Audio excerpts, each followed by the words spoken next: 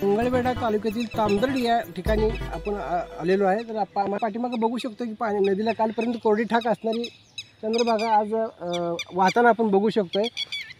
मे रोजी उजनी धरणातून 6000 क्युसेक्स वेगानं पाणी सोलापूर शहरासाठी सोडण्यात आलेलं आहे आणि हे पाणी जवळजवळ 20 तारखेपर्यंत औस बंधाऱ्यात पोहोचेल अशी व्यवस्था करण्यात आलेली आहे।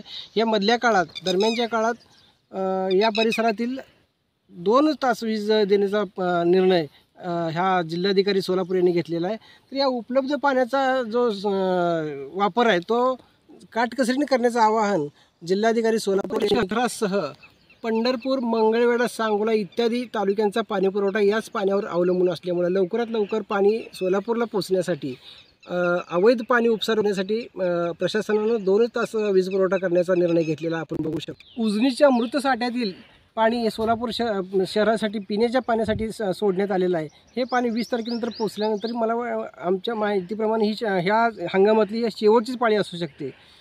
स्टार साम्राज्य न्यूजसाठी मी अशोक सुतार, तामदर्डी, मंगळवेढा।